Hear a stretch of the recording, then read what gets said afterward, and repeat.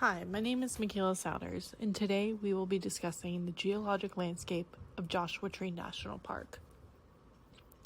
If you have ever Googled how are Joshua Tree rocks formed, this is the video for you, because today we will specifically be focusing on how these rocks take on such cool shapes and the geologic processes on which they were sculpted.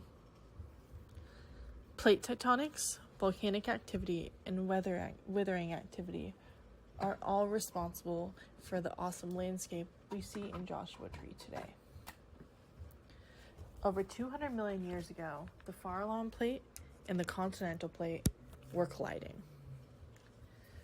When the two plates hit each other, the much denser plate, the Farallon Plate, was forced under.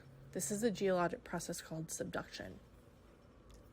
From the subduction, the intense friction and the heat released water and gases from the plate below that jumped up into the rock above, resulting in the rock smelting, forming magma chambers. And this is still all underground. Still underground, the hot magma chambers cooled into granite rock called Monzo granite. So that rock is still all underneath the surface. From our textbook, Living Physical Geography, it states that when lava cools and hardens into a rock, the cracks and weak planes in the rock are called joints.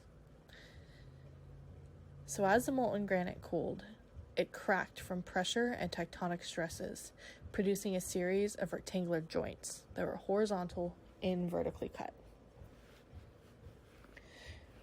Now, since the rock has become more fragmented into smaller rocks, it has a greater surface area for chemical weathering to take place.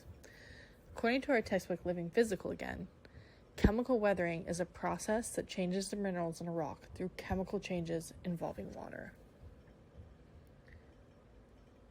So as the acidic flowing water along the fractures comes into contact with feldspar and then reacts to the feldspar, creating clay, replacing the feldspar through the process of hydrolysis.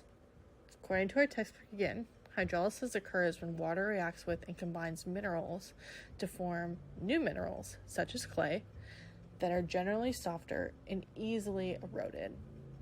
Silicate minerals, like those found in granite, are highly susceptible to hydrolysis, which makes this a prime candidate for that. The larger surface area from the joints in cracking creates a large area for the clay to build up and build up. In the last stages of the shaping of the landscape, climate change plays a really big role. Joshua Tree used to have a much wetter climate with a bunch more vegetation, opposed to the dry and arid climate that we see here today. When the climate began to change, there's less vegetation and rain was less frequent. However, when rain was present, it was much more intense, which also produced more intense erosion, taking away protective topsoil since there was less vegetation protecting it. Since the new minerals, clay, that replace the feldspar are so soft, the water can then seep in and wash over the rock, taking the clay away, melting away the edges, working on the corners, and decreasing the rock's volume. Since sharp edges and corners weather away faster than even surfaces, it rounds the edges of the rocks, making those really cool circular rocks look like they're almost made out of like Play-Doh. This is called spheroidal weathering. Large stones slowly weather to spears of hard rock surrounded by soft clay containing loose mineral grains, produced inselbergs. Inselbergs are relic structures formed millions of years ago. Joshua Tree, like other desert landscapes, lacks water. So when there is erosion, there's not a lot of water to carry it away, so it stays nearby.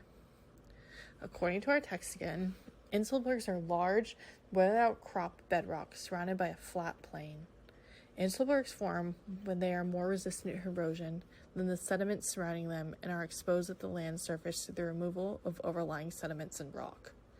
Inselbergs are able to show us the changes the land has gone through and a look into Joshua Tree's past. The now large spherical shaped boulders settle into piles on top of each other and are exposed as the topsoil wears away, showcasing the really cool rock formations that we see today. The next few pictures, you can see some horizontal jointing, the odd spherical shapes, and some inselbergs. My personal favorite rock formation is Skull Rock in Joshua Tree, which was formed through geologic weathering.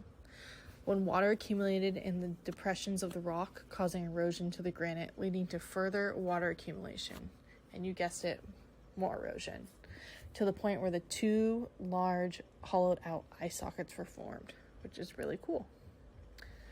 This concludes my lecture video on Joshua Tree National Park's geologic formations.